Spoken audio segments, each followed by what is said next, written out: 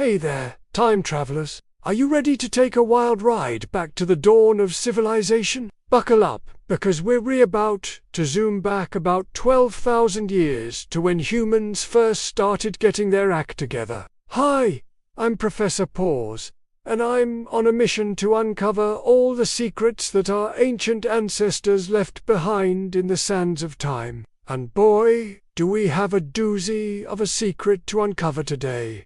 The birth of civilization itself. Now, as someone who's spent more time digging in the dirt than a mole on a coffee binge, I think I'm pretty qualified to talk about this stuff. So, grab your imaginary shovels, and let's dig into the past. You know, when I first started learning about the dawn of civilization, I couldn't help but wonder, what made our ancestors decide to settle down and start farming instead of chasing woolly mammoths all day? I mean, have you ever tried to convince a toddler to eat their vegetables? Now imagine trying to convince an entire group of hunter-gatherers to give up their nomadic lifestyle for some wheat.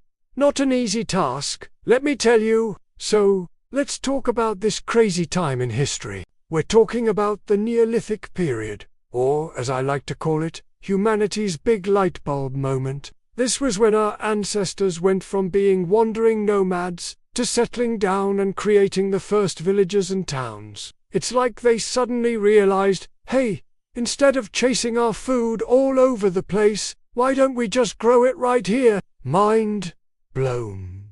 Now, I'm going to let you in on a little secret. The dawn of civilization didn't happen overnight. It wasn't like our ancestors woke up one day and said, you know what? I think I'll invent agriculture, permanent settlements, and complex social structures today. Nope, it was more like a really slow cooking stew. It took thousands of years to simmer and develop all its flavors. Let's start with agriculture. Imagine you're a hunter-gatherer, minding your own business, when suddenly you notice that the seeds from the fruits you've been eating are growing into new plants. It's like magic. This discovery led to the development of farming, which was a total game-changer. No more running after antelopes or digging for roots. Now humans could grow their own food right where they lived. But here's the kicker.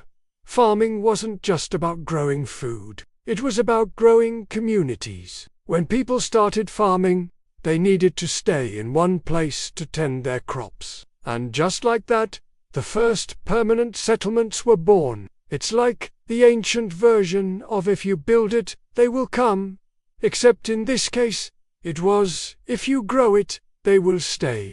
Now, let's talk about these early settlements. They weren't exactly New York City, but they were pretty impressive for their time. We're talking about places like Cataluyuk in Turkey, which was basically the ancient equivalent of a bustling metropolis. Picture this.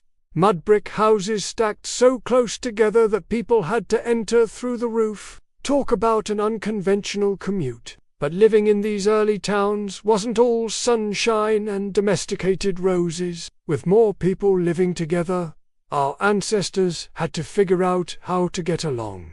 This led to the development of social structures and the first laws. It's like they were playing a giant game of how to be a civilized human and making up the rules as they went along. One of the coolest things about this time was the invention of new technologies. Our ancestors were like the ancient MacGyvers, coming up with all sorts of nifty tools and techniques. They figured out how to make pottery to store their grain, how to weave cloth for clothes, and even how to make metal tools. It's like they were on a roll, inventing one thing after another. But wait, there's more. The dawn of civilization wasn't just about practical stuff like farming and tool-making. It was also when humans started to get creative. We're talking about the birth of art, music, and even writing. Imagine being the first person to draw on a cave wall or to bang out a rhythm on a hollow log.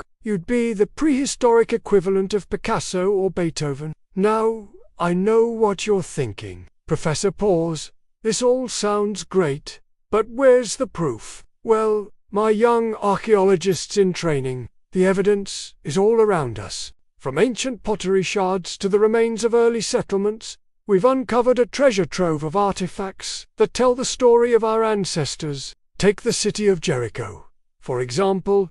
This place has been continuously inhabited for over 11,000 years. That's older than sliced bread, older than the pyramids. Heck, it's even older than my jokes. The walls of ancient Jericho still stand today, a testament to the ingenuity and determination of our ancestors. Or how about the mysterious structures at Göbekli Tepe in Turkey? These massive stone pillars, carved with intricate animal figures, are over 11,000 years old. That's 6,000 years older than Stonehenge. It's like our ancestors were saying, "Hey, future people, check out our awesome stone carving skills." But the dawn of civilization wasn't just happening in one place. Oh no, it was like a global light bulb moment. While people in the Middle East were busy inventing agriculture, folks in other parts of the world were having their own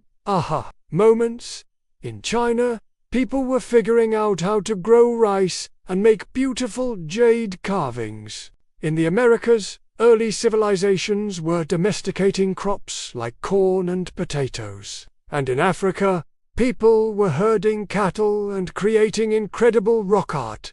It's like the whole world decided to level up at the same time. Now, I know we've covered a lot of ground here, but there's one more thing I want to talk about: the impact of the dawn of civilization on our planet. You see, when humans started farming and settling down, they began to change the environment around them in big ways. Forests were cleared for farmland, rivers were diverted for irrigation, and wild animals were domesticated. It's like our ancestors were playing a real-life version of Minecraft, reshaping the world to suit their needs. This was the beginning of humanity's big impact on the Earth, an impact that we're still grappling with today. But here's the thing: the dawn of civilization wasn't just about changing the planet. It was about changing ourselves. As humans settled into permanent communities, they started to think differently. They began to plan for the future,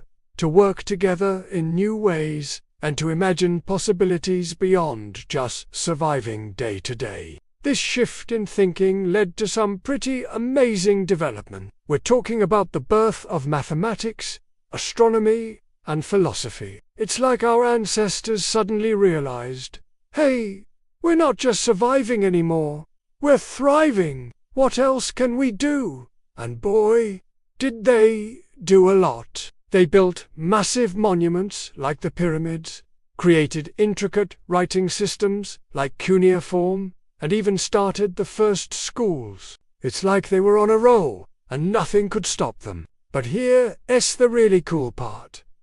We're still building on what our ancestors started all those thousands of years ago. Every time you eat a slice of bread, write a story, or live in a house, you're carrying on the legacy of those first civilizations. It's like we're all part of one big, ongoing human story that started way back in the Neolithic period. So, the next time you're munching on a sandwich or doodling in your notebook, take a moment to think about those ancient innovators who paved the way for the world we live in today. They may not have had smartphones or pizza delivery, but they had something just as powerful: curiosity, creativity, and the drive to make their world a better place. And who knows, maybe someday, 12,000 years from now, future archaeologists will be digging up our artifacts and wondering about the strange creatures who spent hours staring at glowing rectangles and drinking something called pumpkin spice lattes. Hey, every civilization has its quirks. Well, that's it for our time-traveling adventure to the dawn of civilization. I hope you've enjoyed this journey back to where it all began. Let me know in the comments what you think about our ancient ancestors and their world-changing ideas. Have you ever imagined what it would be like to live in those early settlements? Or maybe you have a favorite ancient invention? No judgment here, even if it's the wheel. If you enjoyed this wild ride through prehistory, be sure to subscribe to my channel so you don't miss out on any more time-traveling adventures. Big thanks to my junior archaeologists for making this video possible. If you'd like to support the channel and help me keep digging up the past, you know what to do. Until next time, keep your eyes on the ground and your mind in the past. You never know what ancient treasures you might discover. This is Professor Poz, signing off from the dawn of civilization.